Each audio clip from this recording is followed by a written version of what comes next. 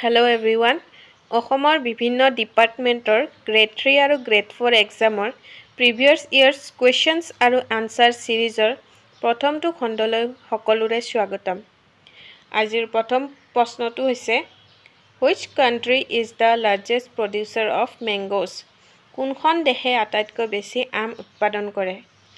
তোমালোকৰ অপচনসমূহ হৈছে A China, B India, C Bangladesh, D Russia.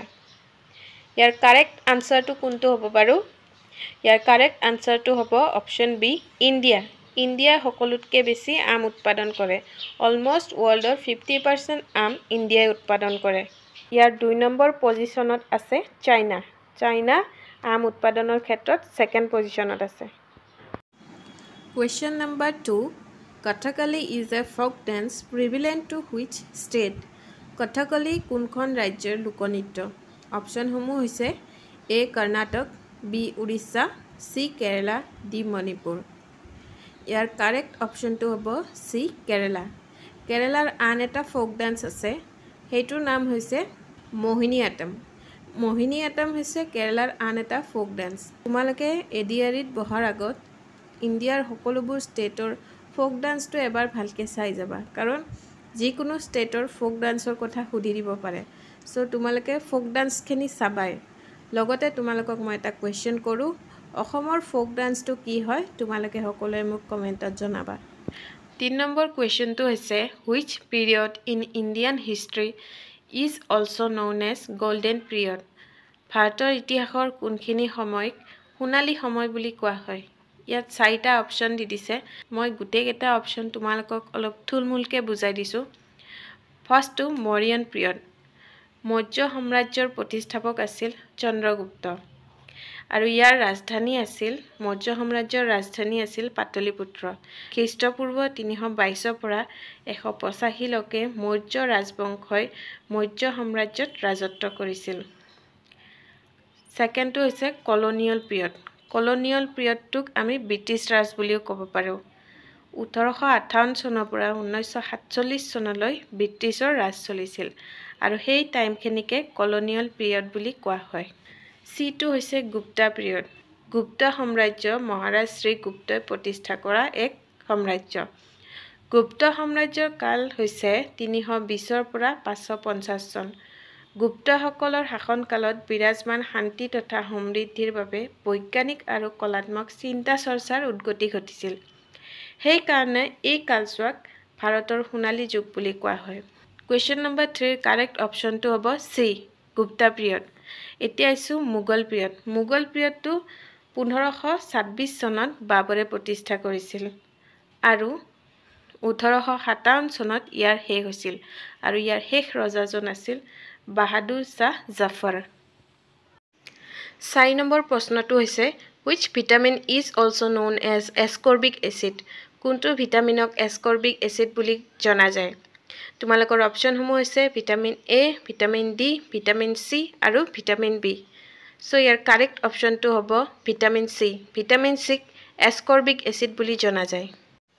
5 number প্ৰশ্নটো হৈছে largest producer of T in the world. বিশ্বৰ সকলোতকৈ বেছি চাহ উৎপাদন কৰে কোনখন দেশে সকলোতকৈ বেছি চাহ উৎপাদন কৰে? অপশ্যনসমূহ দিছে China, India, Sri Lanka and Nepal. Year correct অপশ্যনটো হ'ব এ চাইনা। চাইনাই বছৰি 2.4 মিলিয়ন টনছ চাহ উৎপাদন কৰে। চাহ উৎপাদনৰ ক্ষেত্ৰত ইণ্ডিয়াৰ পজিশ্যনটো হৈছে সেকেন্ড। 6 নম্বৰ প্ৰশ্নটো হৈছে What are those animals called who eats both plants and animals? উদ্ভিদ আৰু প্ৰাণী দুয়োটাই ভক্ষণ কৰা প্ৰাণীবোৰক কি বুলি কোৱা হয়? Option A carnivores, option B herbivores, option C omnivores, option D gluttony. এতিয়া কাৰ্নিভোৰছটো কি হয়? কাৰ্নিভোৰছটো হৈছে হু ইটছ মিট অৰ আদাৰ এনিমেল। তাৰমানে মাংসভোজী প্ৰাণীবোৰে কাৰ্নিভোৰছ। হাৰ্বিভোৰছ মানে কি? হাৰ্ব মানে কি? প্লাণ্ট। যিবোৰ প্ৰাণীয়ে প্লাণ্ট খাই জীয়াই থাকে সেইবোৰ হৈছে হাৰ্বিভোৰছ। অমনিভোৰছ হৈছে who consume both plants and animals. দুয়োটাই উদ্ভিদ আৰু প্ৰাণী দুয়োটাই খোৱা প্ৰাণীবোৰক আমি অমনিভোৰছ বুলি কওঁ। গ্লুটনি হৈছে এ হেবিট অফ ইটিং টু মাছ তো ইয়াৰ কাৰেক্ট অপশ্যনটো কি হ'ল অপশ্যন চি উদ্ভিদ আৰু প্ৰাণী দুয়োটাই ভক্ষণ কৰা প্ৰাণীবোৰক কি বুলি কোৱা হয় অমনিভোৰ্ছ মানে সৰ্বভোজী প্ৰাণী 7 নম্বৰ প্ৰশ্নটো হৈছে Pangsau pass in India is a border between which two country ভাৰতৰ পাংচাও পাছ কোন দুখন দেশৰ সীমা হয় অপশ্যনসমূহ হৈছে Indo Myanmar Indo China Indo Pakistan আৰু ইণ্ডো ভূটান ইয়াৰ কাৰেক্ট আনসাৰটো হ'ব এ ইণ্ডো ম্যানমাৰ 8 নম্বৰ প্ৰশ্নটো হৈছে হু ইনভেন্টেড টেলিভিজন টেলিভিজন কোনে আৱিষ্কাৰ কৰিছিল অপশ্যনসমূহ হৈছে Lewis Stephenson Thomas Alva Edison জন লগি বেয়াৰ্ড আৰু ৰে টেমলিনছন ইয়াৰ কাৰেক্ট আনসাৰটো হ'ব অপশ্যন সি জন লগি বেয়াৰ্ড জন লগি বেয়াৰ্ডে টেলিভিজন আৱিষ্কাৰ কৰিছিল 9 নম্বৰ প্ৰশ্নটো হৈছে the national anthem was first sung in the year কোন চনত ৰাষ্ট্ৰীয় সংগীতটো প্ৰথম গাইছিল অপশ্যনসমূহ হৈছে 1911 1936 1913 1935 ইয়াৰ কাৰেক্ট আনসাৰটো হ'ব 1911 1911 চনৰ 27 ডিসেম্বৰ তাৰিখে ৰাষ্ট্ৰীয় সংগীতটো পোন প্ৰথমবাৰৰ বাবে গাইছিল আৰু আমাৰ ৰাষ্ট্ৰীয় সংগীতটো কোনে ৰচনা কৰিছিল তোমালোকে মোক কমেন্টত জনাবা 10 নম্বৰ প্ৰশ্নটো হৈছে the members of the panchayat are পঞ্চায়তৰ সদস্যসকল কিদৰে নিৰ্বাচিত হয় অপশ্যন এ দিছে nominated by the district officers option B দিছে the electorates of the respective territorial constituency option C nominated by the local self government minister of the state option D nominated by the block development organisation পঞ্চায়তৰ সদস্যসকলক কোনে নিৰ্বাচন কৰিব পঞ্চায়ত যেহেতু গাঁৱত থাকে তো তাৰে মেম্বাৰসকলক কোনে নিৰ্বাচন কৰিব সেই গাঁৱত থকা লোকসকলে নিৰ্বাচন কৰিব তো ইয়াৰ অপশ্যন বি টু কাৰেক্ট হ'ব the electorates of the respective territorial constituency 11 নম্বৰ প্ৰশ্নটো হৈছে where did Gautam Buddha attain enlightenment গৌতম বুদ্ধই ক'ত জ্ঞান লাভ কৰিছিল তোমালোকৰ অপশ্যনসমূহ হৈছে A Lumbini B Sarnath C Kushinagar D Bodhgaya so ইয়াৰ আনসাৰটো হ'ব অপশ্যন ডি বুধগয়াত গৌতম বুদ্ধই জ্ঞান লাভ কৰিছিল 12 নম্বৰ প্ৰশ্নটো হৈছে who was the first Tirthankar in Jainism Jain ধৰ্মৰ প্ৰথমজন তীৰ্থংকৰ কোন আছিল অপশ্যনসমূহ হৈছে বৰ্ধমান মহাবীৰ ঋষভদেৱ ধৰ্মনাৰায়ণ আৰু গৌতম বুদ্ধ ইয়াৰ আনসাৰটো হ'ব option B Rishabhdev was the first Tirthankar in Jainism 13 নম্বৰ কুৱেশ্যনটো হৈছে who started the Saka era in 78 AD which is still used by the government of India 78 খ্ৰীষ্টাব্দত কোনে শকাব্দ আৰম্ভ কৰিছিল যিটো এতিয়াও ভাৰত চৰকাৰে ব্যৱহাৰ কৰে অপশ্যনসমূহ হৈছে A Kanishka B Kujula Kadphises C Vima Kadphises D Vasudeva ইয়াৰ আনসাৰটো হ'ব এ কনিষ্ক 14 নম্বৰ প্ৰশ্নটো হৈছে who was known as frontier Gandhi কোন আছিল তোমালোকৰ অপশ্যনসমূহ হৈছে A M K Gandhi B Khan Abdul Ghaffar Khan C Sardar Vallabh bhai Patel D Mallappa Dhanshetti ইয়াৰ আনসাৰটো হ'ব অপশ্যন বি খান আব্দুল গফৰ খান তেওঁক কিয় ফ্ৰণ্টিয়াৰ গান্ধী বুলি কোৱা হৈছিল তেওঁ মহাত্মা গান্ধীৰ এজন ঘনিষ্ঠ বন্ধু আছিল লগতে তেওঁৰ চিন্তাধাৰা মহাত্মা গান্ধীৰ লগত একে আছিল সেইবাবে তেওঁক ফ্ৰণ্টিয়াৰ গান্ধী বুলিও জনা যায় 15 নম্বৰ প্ৰশ্নটো হৈছে who was India's first education minister after independence স্বাধীনতাৰ পিছত ভাৰতৰ প্ৰথম শিক্ষামন্ত্ৰী কোন আছিল অপশ্যনসমূহ হৈছে doctor S Radhakrishnan Sarojini Naidu doctor D S Kothari last অপশ্যনটো মৌলানা আব্দুল কালাম আজাদ ইয়াৰ আনসাৰটো হ'ব option D Maulana Abdul Kalam Azad 16 number প্ৰশ্নটো হৈছে international nurses day is celebrated globally on which date and in memory of which famous person বিশ্বজুৰি আন্তঃৰাষ্ট্ৰীয় নাৰ্ছ দিৱস কোন তাৰিখে আৰু কোনজন বিখ্যাত ব্যক্তিৰ সোঁৱৰণত পালন কৰা হয় অপশ্যনসমূহ হৈছে May 12 Florence Nightingale April 10 Samuel Hahnemann January 12, Swami Vivekananda. April 17, Frank Snabel. ইয়াৰ আনসাৰটো হ'ব option A May 12 Florence Nightingale Florence নাইটিংগেলৰ জন্মতিথিত আমি ইন্টাৰনেশ্যনেল নাৰ্ছ ডে হিচাপে সেলিব্ৰেট কৰোঁ ফ্লৰেন্স নাইটিংগেল কোন আছিল ফাউণ্ডাৰ অফ মডাৰ্ণ নাৰ্ছিং মানে তেওঁৰ আধুনিক ধাত্ৰীবিদ্যাৰ প্ৰতিষ্ঠাপক আছিল সেই কাৰণে তেওঁৰ স্মৰণত নাৰ্ছ ডে আমি পালন কৰোঁ 17 নম্বৰ প্ৰশ্নটো হৈছে Bhogeswar Barua own a medal in Dash Asian Games. কোন চনত ভোগেশ্বৰ বৰুৱাই এছিয়ান গেমছত পদক লাভ কৰিছিল? অপচনসমূহ হৈছে 1962, 1966, 1978, 1972.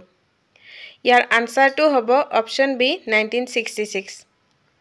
তেখেত প্ৰথমজন অসমীয়া যিয়ে এছিয়ান গেমছ 1966ত 800 মিটাৰ দৌৰত সোণৰ পদক জিকিছিল 18 নম্বৰ প্ৰশ্নটো হৈছে The minimum age to qualify for the election to the Lok Sabha is Lok Sabha নিৰ্বাচনৰ বাবে বয়সৰ নিম্নতম যোগ্যতা কিমান option A 25 option B 21 option C 18 option D 35 ইয়াৰ আনসাৰটো হ'ব অপচন এ 25 লোকসভা ইলেকশ্যনৰ বাবে কোৱালিফাই হ'বলৈ 25 এজ হ'ব লাগিব 19 নম্বৰ প্ৰশ্নটো হৈছে The Assam Reorganization Act 1969 created which of the following state? Assam পুনৰ্গঠন অধিনিয়ম 1969 অনুসৰি নিম্নলিখিত কোনখন ৰাজ্যৰ গঠন হৈছিল? মেঘালয়, মেঘালয় আৰু মিজোৰাম নে অৰুণাচল প্ৰদেশ?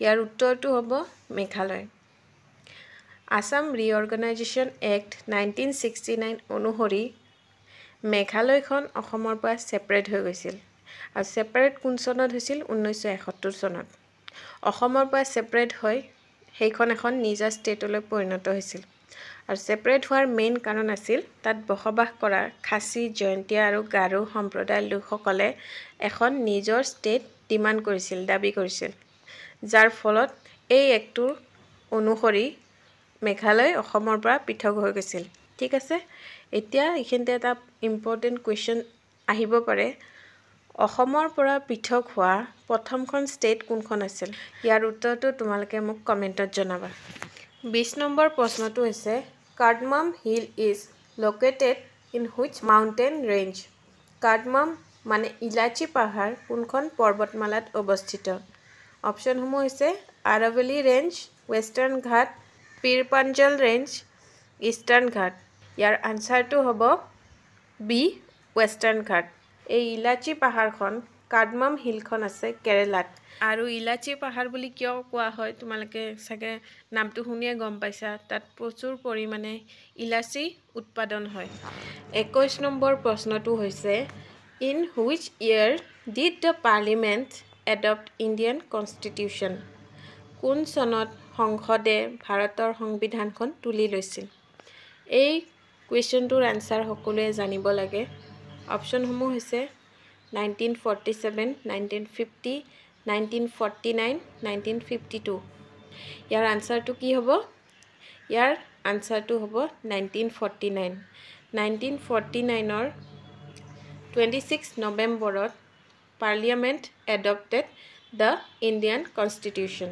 বুজি পাইছা 22 নম্বৰ প্ৰশ্নটো হৈছে the chairman of Rajya Sabha is ৰাজ্যসভাৰ অধ্যক্ষক কোনে ইলেক্ট কৰে বা কোনে নমিনেট কৰে আমি তাৰ কাৰেক্ট অপচনটো ইয়াৰ পৰা চুজ কৰিব লাগে option A nominated by the president option B elected by the two houses of parliament option C elected by parliament and the legislature of the states jointly option D elected by the members of Rajya Sabha ইয়াৰ আনসাৰটো হ'ব option B elected by the two houses of parliament 23 number প্ৰশ্নটো হৈছে which of the following article has declared untouchability in any form as unconstitutional নিম্নলিখিত কোনটো অনুচ্ছেদত অস্পৃশ্যতা অসাংবিধানিক বুলি উল্লেখ কৰা হৈছে আগৰ দিনত যেনেকৈ কাষ্ট ছিষ্টেম আছিল তাত নিম্ন শ্ৰেণীৰ মানুহখিনিক আনটাচেবল বুলি মানি লোৱা হৈছিল